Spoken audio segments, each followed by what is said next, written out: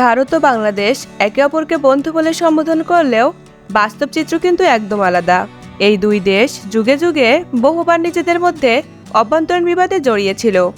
2012 সালে তেমনই এক যুদ্ধে জড়িয়ে গিয়েছিল বাংলাদেশ ও ভারত।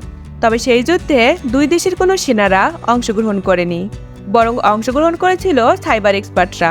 ইতিহাসে যা বাংলাদেশ ও ভারত সাইবার যুদ্ধ নামে পরিচিত। প্রযুক্তির সেই লড়াইয়ে বাংলাদেশি হ্যাকারদের কাছে ভারতীয় হ্যাকাররা মাথা নত করতে বাধ্য হয়েছিল। তাহলে চলুন আজ জেনে নেওয়া যাক 2012 সালে ঘটে যাওয়া ভারত বাংলাদেশের সেই সাইবার যুদ্ধের ঘটনাটি। বাংলাদেশ ও ভারতের সাইবার যুদ্ধের মূল কারণ হলো ভারতীয় সীমান্ত রক্ষা বাহিনী বিএসএফ এর বর্বরতা ও অযাচিত আকর্ষণ। যুগের পর যুগ ধরে ভারতীয় সীমান্ত পাহারা দেওয়া এই বাহিনীরা নির্বিচারে হত্যা করেছে অনেক বাংলাদেশিকে। তাদের এই অমানবিক আচরণের মাত্রা ছাড়িয়ে যাওয়ায় 2012 সালে বাংলাদেশের হ্যাকাররা ভারতীয়দের সাহায্য করার সিদ্ধান্ত নেয়। 2012 সালে বিএসএফ কর্তৃক একজন বাংলাদেশিকে উলঙ্গ করে নির্যাতন করাকে কেন্দ্র করেই শুরু হয়েছিল বাংলাদেশ ভারতের সাইবার যুদ্ধ। তাছাড়া বিএসএফ কর্তৃক শিশু হত্যা, দ্বীপায়মুখী বাঁধ নির্মাণও 2012 সালের সেই সাইবার যুদ্ধের ইন্ধন জুগিয়েছিল।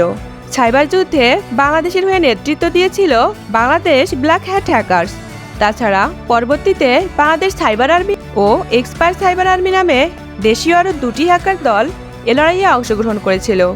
2012 সালে 12 ফেব্রুয়ারি রাত থেকেই ভারতীয় ওয়েবসাইটগুলোর উপর হামলা শুরু করে বাংলাদেশি হ্যাকাররা। প্রথমেই হ্যাক করা হয় মহারাষ্ট্রের পুলিশ বিভাগের ওয়েবসাইট। এরপর ভারতীয় সীমান্ত রক্ষা বাহিনী বিএসএফ এর ওয়েবসাইটগুলো আক্রমণের মাধ্যমে তা সম্পূর্ণ অকার্যকর করে দেয় বাংলাদেশি হ্যাকাররা। পরবর্তীতে বিএসএফ বিকল্প একটি ওয়েবসাইট চালু করলে সেই ওয়েবসাইটটাও অকার্যকর করে ফেলে বাংলাদেশীয় হ্যাকাররা। তাছাড়াও ভারতের অসংখ্য সরকারি ও বেসরকারি ওয়েবসাইটে একযোগে সাইবার আক্রমণ চালায় বাংলাদেশি হ্যাকাররা। বাংলাদেশের এই সাইবার হামলার বদলা নিতে ভারতীয় হ্যাকাররাও শুরু করে পাল্টা হামলা। আর এই সাইবার হামলায় ভারতের পক্ষে নেতৃত্ব দেন ইন্ডিসেল এবং ভারতীয় সাইবার আর্মিরাও এতে যোগ দেন, যার কারণে বাংলাদেশেরও অনেক সরকারি ও বেসরকারি ওয়েবসাইট ভারতীয় হ্যাকাররা নিজেদের দখলে নিয়ে নেয়।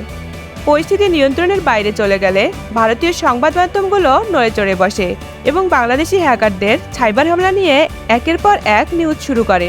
তবে ততক্ষণে ভারতের অন্তত 20,000 ওয়েবসাইট বাংলাদেশি হ্যাকারদের তাণ্ডবে পুরোপুরি অথবা আংশিক বিনষ্ট হয়ে গিয়েছিল। Black Hat hackers, a Bangladesh-based group, hacked into nearly 20,000 Indian web. পক্ষান্তরে বাংলাদেশেরও প্রায় 10,000 ওয়েবসাইটের ক্ষতি সাধন করতে সক্ষম হয়েছিল ভারতীয় হ্যাকার যোদ্ধারা। তবে পরিস্থিতি আরও খারাপ হয় যখন বাংলাদেশি হ্যাকারদের সাথে পাকিস্তানি, ইন্দোনেশিয়া, সৌদি আরব সহ আরও বিভিন্ন দেশের হ্যাকাররা একাত্মতা পোষণ করেন। এমনকি তৎকালীন সময়ের অন্যতম জনপ্রিয় হ্যাকার দল অ্যানোনিমাসও বাংলাদেশি হ্যাকারদের সমর্থন করেন। বাংলাদেশি হ্যাকারদের লাগাতার হামলায় ভারতের গোটা সাইবার স্পেস হুমকির মুখে পড়ে। তাই তাদের আটকানোর জন্য কোনো উপায় খুঁজে না পেয়ে ভিন্ন এক চক্রান্ত শুরু করে ভারতীয় হ্যাকাররা। বাংলাদেশের বিভিন্ন ওয়েবসাইট হ্যাক করে তারা বাংলাদেশিদের বিভিন্ন হ্যাকার গ্রুপের নাম সেই সব ওয়েবসাইটে লিখে রাখা শুরু করে, যদিও তাতে তেমন কোনো লাভ হয় না। 2012 সালে বাংলাদেশ ও ভারত হ্যাকারদের মধ্যকার সেই সাইবার যুদ্ধের আনুষ্ঠানিক সমাপ্তি কখনোই হয়নি। তাছাড়া বাংলাদেশি হ্যাকারদের মূল লক্ষ্য ছিল সাইবার হামলার মাধ্যমে গোটা পৃথিবীর সামনে ভারতীয় সীমান্ত রক্ষা বাহিনীর বর্বরতা তুলে ধরা। তাদের সেই উদ্দেশ্য শতভাগ সফল হয়। তাই 2012 সালে বাংলাদেশ ও ভারত সাইবার যুদ্ধে বাংলাদেশি হ্যাকাররাই যে বাজিমাত করেছিল তার বলার অপেক্ষা রাখে না।